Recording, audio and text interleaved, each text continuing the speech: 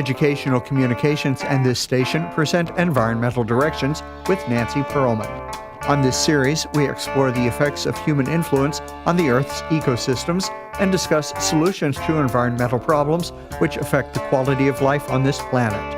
Environmental Directions gives you the kind of information you need to help you participate in decisions impacting your community, the nation, and the world.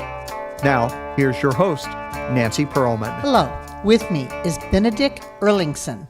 He is a filmmaker, actor, and performer, and has directed the films Of Horses and Men, and most recently, Woman at War.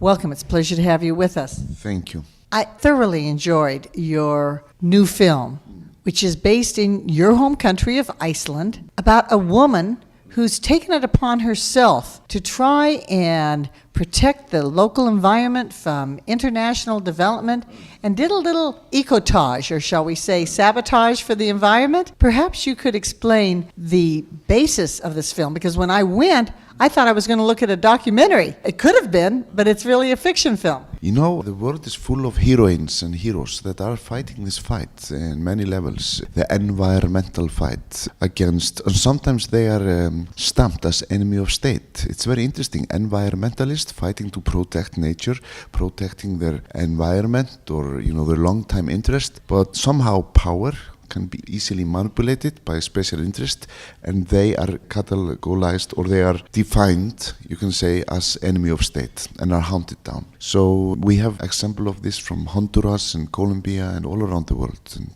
in Icelandic history we have also. So the idea of the film is, this very strange situation that we are facing a apocalyptic scenario. There is an immediate threat approaching, and it is the obligation of all governments to react against immediate threats. When government, state, our great instrument to protect us, isn't reacting, the civil people will rise up. It's the perfect ground of radicalization of society. That is what happened in the stories. She takes actions. But so often the government isn't taking the action to protect the environment, so she took it upon herself. And I don't think I'm giving the plot away, because it was in the very first scene where she is destroying an electrical power line. Yes, her strategy is very simple. She wants to make it expensive to damage nature. She considered this criminal acts and sabotage against nature, so she's going after the money. So she wants to, use her wit and her ability to sabotage the big multinationals in her country, and is encouraging others to rise up. She has a manifesto, and she wants to, like Gandhi and Mandela, make a movement of sabotagers, economical sabotagers, against the bad guys that are damaging our globe. And even though she was in the city, she had to go outside to the beautiful landscape of Iceland. I just wanted to go there and walk around over the hills and dales and see the beautiful scenery. But she also involved a farmer who said, I've been on this land for 1,000 years. My family's been here. You don't have a right to destroy it. Yes, we are so fortunate that we are not dealing with fracking in Iceland like you are. But there we have in Icelandic highlands are the biggest untouched area of Europe. And they have been under constant threat of industrialization in Iceland for the last 50 years. And last 10 years, very increasingly. And it's because we are making hydropower. That is, of course, a green power. But we are using it to melt aluminium for multinationals. So 90% of our energy is sold to multinational companies that are producing aluminium or other things. Because you have the hydropower and the thermal power. Yes, but to make a hydropower, you have to drown a lot of land. So that is the sacrifice in that. But her argument is also they are making shit with the green power. Aluminium is a very important metal, but it's wasted like there is no tomorrow. We are throwing away half of the production of every year. And it's so expensive for Mother Earth to make aluminium in all stages of process. So it's really a catalyzer or a crystal of our wasteful capitalism. So that we have to change. We have to bake a different cake for us, carbon-free cake, and we have to divide it more equally. But she's a radical, and her heroes are Mandela and Gandhi, the non-violent sabotagists. And while the theme is to protect this beautiful environment, it was a very moving film with intricate, interlaced personalities and personal relationships, and even her attempt to adopt a Ukrainian girl. Throughout the film, you also had some interesting musical pieces. You had a little trio, and then you had some folk singers. Yes. Explain who they are. They would show up in all sorts of places, even on rooftops. Yeah, action films, because this is an action film, or we can call this film many things, an environmental action art house thriller with a lot of music. But, action films are about saving the world. It's usually a hero that wants to save the world. And for me to believe in such a film, I need a help. I need to go into the fairy tale, because action film is really a fairy tale. So the musicians and their presence are there to help me, to smile to the audience, to remind us that this is a fairy tale. Yeah, they have a lot of function, but I like to work with musicians. The singers were in traditional costume. At first, since I don't understand Icelandic, I thought that they were singing in Icelandic, but I think they were singing Ukrainian folk songs. Yeah, they are like the girl that she's adopting is from Ukraine. So they appear in her head when she has decided to adopt a girl from Ukraine. You can say they're like the guardian angels of the girl. They're like the mother or grandmothers of the girl, singing to her, encouraging her to take on the journey of motherhood. The heroine did have one or two compatriots, and when they met, I found it interesting that they put the cell phones into the refrigerator. Does that mean that the cell phones couldn't record anything or nobody could trace them? That is what Edward Snowden taught us, that if you are going to be a revolutionary, you have to get rid of your phone. There is no privacy if you have your cell phone close to you. It's a listening device that is easily activated, so this is a common knowledge, I think, and I think even terrorists, they don't use phones or computer anymore. They're going totally low tech. She did engage the farmer, and some of the scenes were amazing, where the police were trying to track down who was attacking the electrical wires, and the farmer stuck her underneath some sod. Another shot, she was hiding with sheep in the back of the truck. That was quite a scene. Yeah, you can fabulate. This maybe is a reference to Odyssey.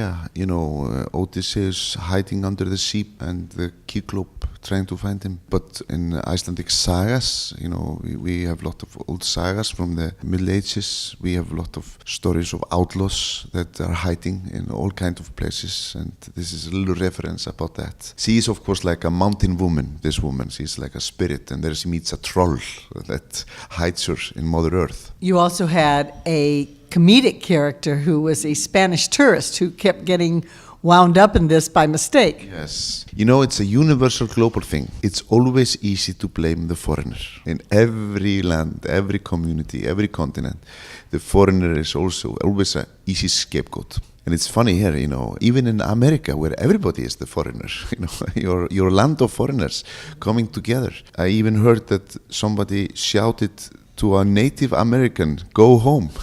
Iceland has been rather isolated, so to speak. It's not on the mainland of Europe. It has a small population. How big of a land? And is most of it protected? Do you have many ecological reserves and parks and laws to take care of the flora and fauna? Yes, we are, of course, a big island with a small population. We are only 360,000. And we have these highlands and thermal power and glaciers, and we are surrounded by the Atlantic Sea, and the Gulf Stream that is coming from the Pacific is surrounding the last wave of the Gulf Stream. That is the hot current that comes north to the North Atlantic from the Gulf is really what makes this island habitable. And yes, we are depending on nature, and we are facing the consequences of climatic changes, and we are seeing it on our fauna and our bird life and our fish life. And we have, of course, been doing a lot of things, and there is a lot of awareness about this, but maybe not enough. We are the last generation to do something about this.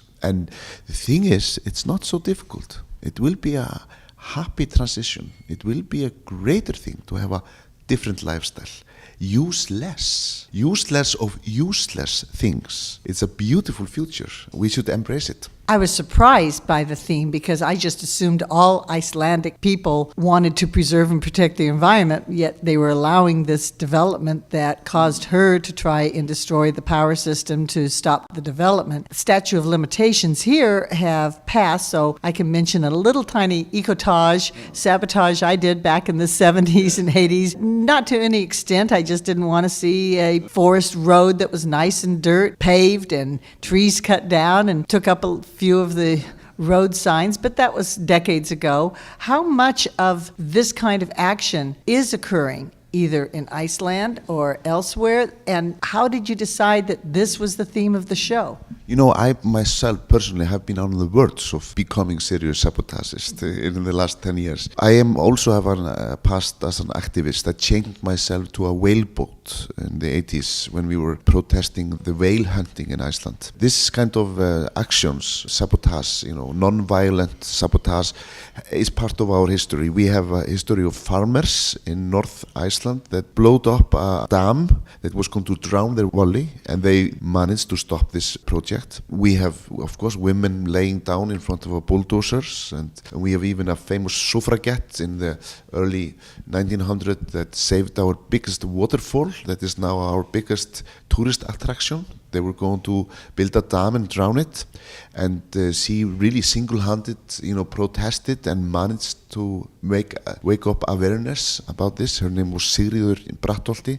So we have a lot of heroines that also, you can say, revolutions in this field that have been provoked by individuals, and then the community has followed up. This has occurred many times in Icelandic history and all around the world, I believe. The name of the film is a little misleading, Woman at War. I thought I was going to go see war battles of some conflicts of people, but in essence, it is a war against the environment that she's trying to fight and stop. Very different kind of war than when you see people shooting guns at each other. We have to be very clear about it. We are at war with ourselves, with our lifestyles, and there are bad guys and good guys. And this is now, as the United Nations are saying, this is the only way to approach this. If we are going to fill up our obligations under the Paris Agreement, where every nation that has signed it has to spend 2.5% of their national income in fighting this battle. And it's nothing.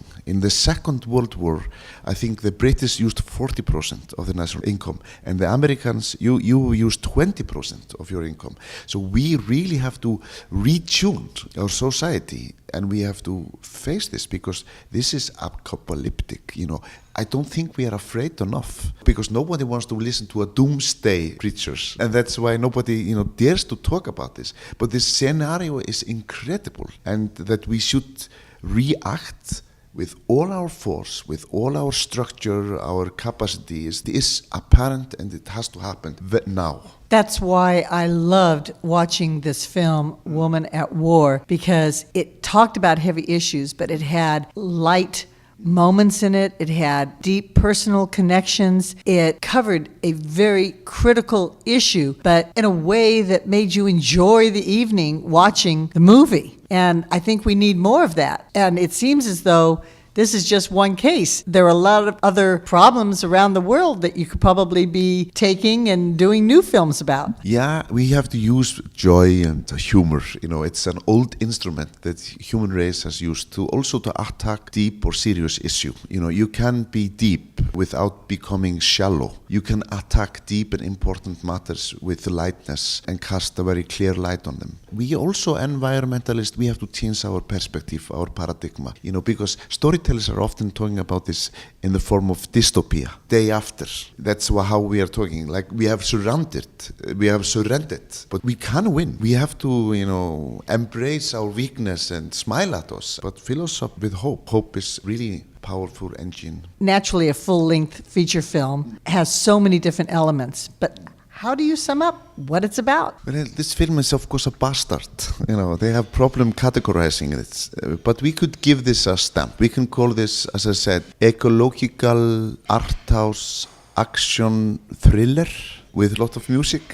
You have directed Of Horses and Men. You have directed Woman at War. You are also an actor and performer. It feels as though you also were very involved in the script and in the production and how and where the actions would take place. Yeah, I wrote the script, and with a co-writer now in Woman of War, Benedikt Erlingsson, and I'm also a producer of this film. I certainly hope that it gets wide distribution and people go out and enjoy as well as learn about issues. I want to thank you so very much for coming to the United States and presenting the film. Thank you for being my guest. Thank you so much. I have been speaking with Benedikt Erlingsson, who is a filmmaker and director, writer, and producer of Woman at War. I'm Nancy Perlman. Thank you very much for joining us, and do tune in again next week. If you would like free information about these environmental issues, go to www.ecoprojects.org or call 310-559-9160. Environmental Directions with your host, Nancy Perlman, is a community affairs program of the nonprofit organization Educational Communications and this station.